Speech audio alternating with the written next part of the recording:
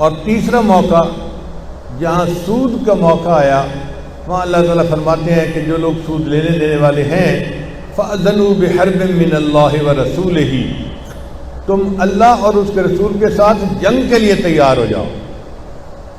اب آپ بتائیے، جو لوگ سودی کاروبار کرتے ہیں وہ تو اللہ اور اس کے رسول کے ساتھ جنگ شروع کر دیتے ہیں، پھر برکتوں کی تمنا کیسی، دعائیں کیسی، پھر یہ کیسے کہنا جی کہ اللہ ہمارا رزق کھولتا نہیں ہے۔ بھئی ہم نے تو اللہ سے جنگ شروع کی ہوئی ہے، اس لیے یہ سود ظاہر میں نفع نظر آتا ہے اور حقیقت میں یہ بربادی کا دوسرا نام ہے۔ اس لیے مومن کو چاہیے کہ سود سے بہت زیادہ بچے۔ کام بند ہوتے ہیں ہونے دو، نہیں چلتے نہ چلیں، سود پہ کام نہیں کرنا۔ میں نے اپنی زندگی میں درجنوں لوگوں کو سودی کام کر کے ڈوبتے ہوئے دیکھا ہے۔ بڑی فیکٹریاں ہوتی ہیں، بڑے بزنس ہوتے ہیں، مگر سود کی وجہ سے یکدم کاروبار ایسا ہوتا ہے کہ پلے کچھ بھی نہیں رہتا۔ جس بندے نے سود پہ کام شروع کر دیا اس نے اللہ اور اس کے رسول سے جنگ کا اعلان کر دیا۔ اب وہ کیا تعلق یعنی امید رکھتا ہے کہ اللہ دعائیں قبول کرے گا اور مشکلات کو آسان کرے گا اور اللہ میری مدد کرے گا۔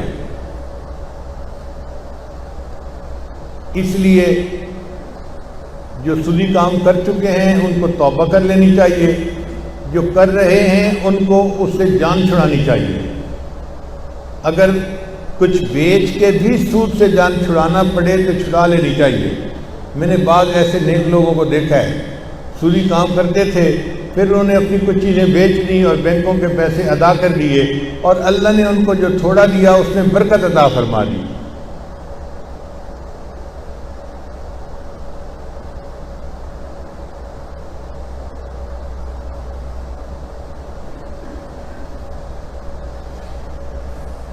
شروع دور کی بات ہے، اس وقت مجھے کسی کی پرواہ نہیں ہوتی تھی کہ کوئی کیا کہے گا۔ اب تو رعایت کرنی پڑتی ہے کہ میں ایسے کروں گا تو دیکھنے والے بھی ایسے کر لیں گے،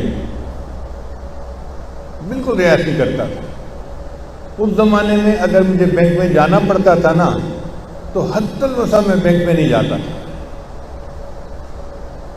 اور اب جب کبھی جانا پڑتا تو میری کیفیت ایسی ہوتی تھی کہ جیسے نجاست کی بنی ہوئی کوئی بلڈنگ ہے اور مجھے اس کے اندر داخل ہونا پڑ رہا ہے۔ میں وہاں جا کے کرسی پہ نہیں بیٹھتا تھا، وہاں کا پانی پینا، وہاں بیٹھ کے بات کرنا تو دور کی بات ہے۔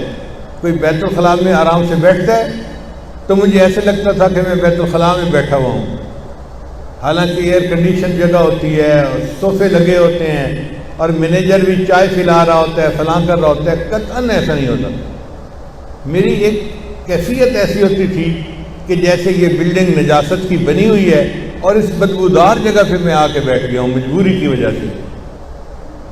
چنانچہ کام ختم کر کے جو سائن کرنے ہوتے تھے یا چیک پہ سائن کرتے یا اکاؤنٹ کھولنا، وہ کھول کے فوراً واپس آتا تھا اور گھر آ کے نہاتا تھا اور اپنے کپڑے بدلتا تھا۔